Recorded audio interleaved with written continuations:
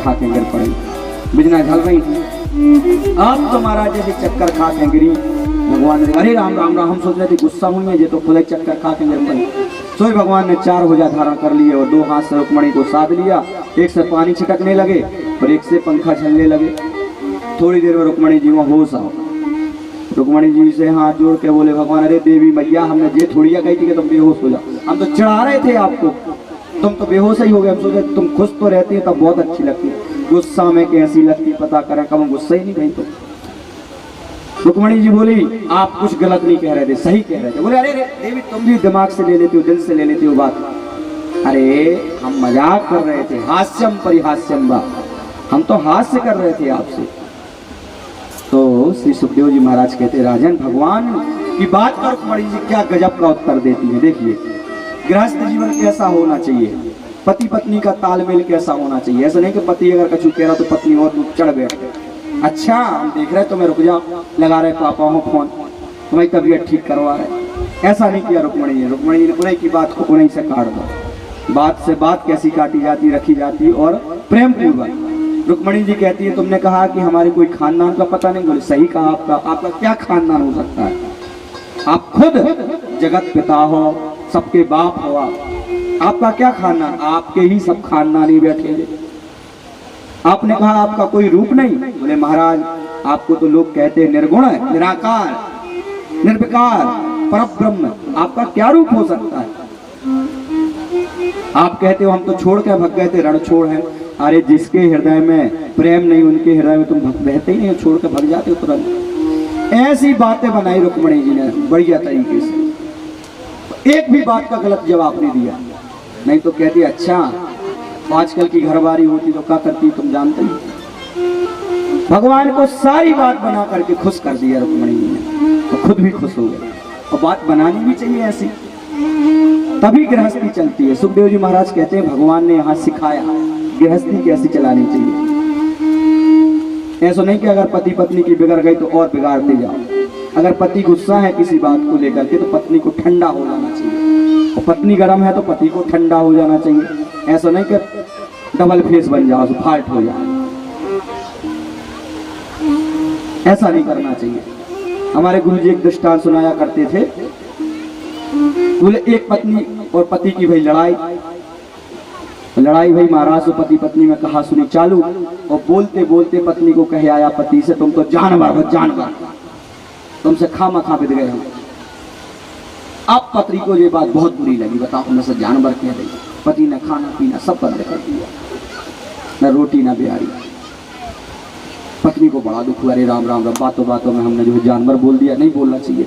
लड़ाई भाई तो सब में होती है। अब पत्नी ने सोचा कैसे बात बनाए। अब पत्नी पहुंची पति के सामने मनाने के लिए। पत्नी बोले महाराज आप हमारी बात का अर्थ नहीं समझते। अरे अर्थ क्या समझे, तुम्हें जानवर पे बोल रही है, ढोर बोल रही है, कोई बात समझने वाली है, कुत्ता बुलवा रहा तभी माने का। बोले नहीं नहीं आप समझे नहीं हमारी बात को, हमने क्या कहा। बोले क्या कहा, जानवर कहा आपने हमसे। अरे लड़ाई सब में होती है, ऐसा थोड़ी कि पति को उटपटांग बोल दो।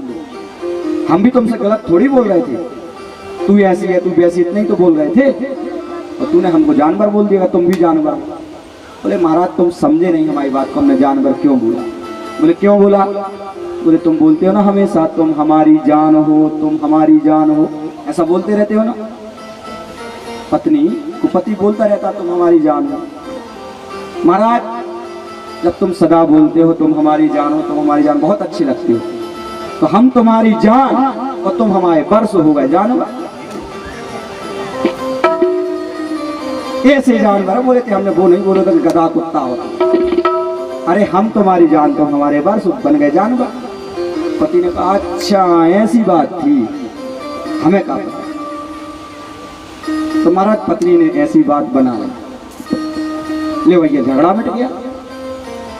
तो कभी भी लड़ाई हो गए तो ऐसी बात बना लो एक दूसरे की। ऐसा नहीं कि महाराज बेरई बन गया, बात बनानी चाहिए। लड़ाई भड़ाई तो होती रहती है। तो श्री सुखदेव जी महाराज कहते राजन भगवान को भी रुक्मणी जी ने ऐसी ही बात बना ली। पत्नी का भी यह कर्तव्य है, पति का भी यही कर्तव्य है।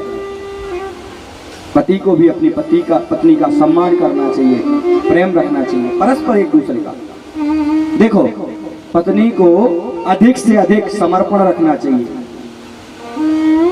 अपनी जो क्षमताएं हैं उसके अनुरूप काम करना चाहिए, और पति को भी अपनी पत्नी को खुश रखने के लिए जो हो सके वो करना चाहिए। ऐसा नहीं कि एक दूसरे की जान लेवे पर जाओ, तुम ऐसा नहीं किया, तुमने वैसा नहीं किया।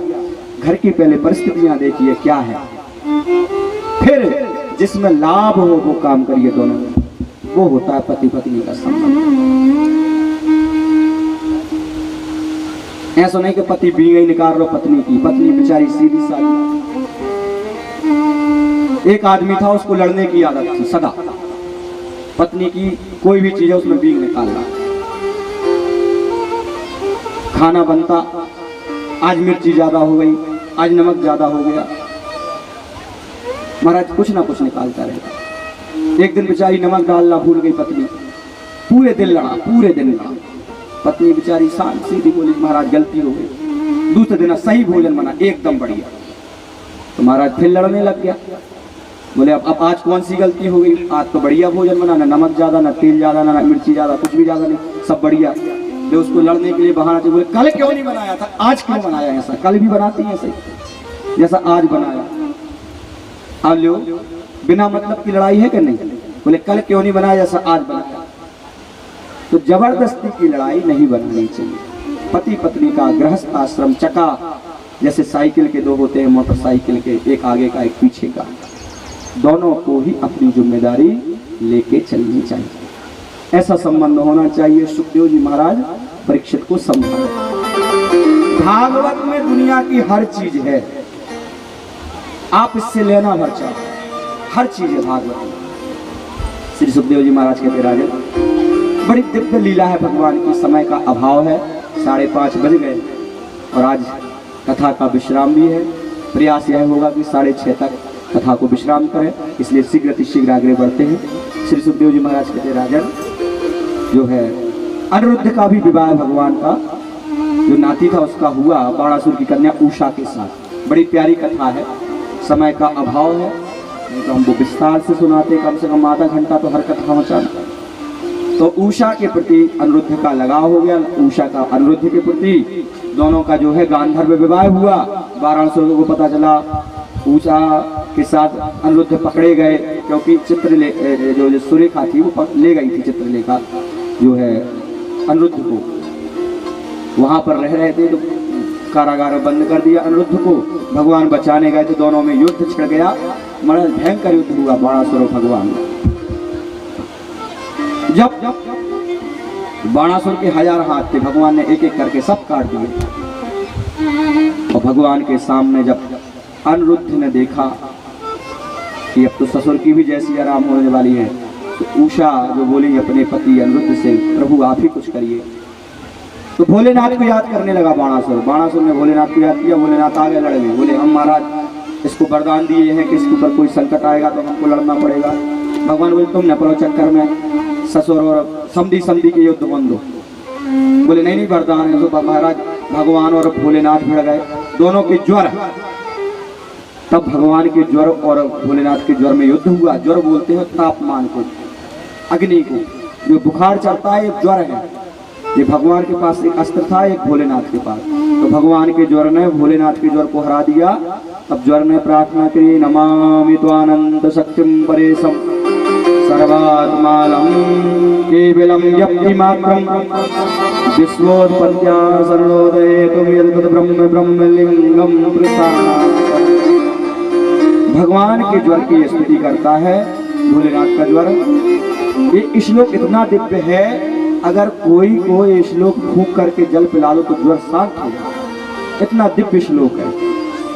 अगर इसको अच्छे तरीके से श्रद्धा पूर्वक अभिमंत्रित करके ज्वर चढ़े हुए व्यक्ति को, बुखार चढ़े हुए व्यक्ति को जल पिला दो या भभूति ही दे दोगे तो उसका बुखार धीरे धीरे शांत हो जाएगा। क्योंकि ज्वर अस्त्र है जो संसार में छोड़ा गया था। हमको कभी कभी चढ़ाता, आपको कभी कभी चढ़ाता, सबको चढ़ाता, वही होता है ज्वर, बुखार।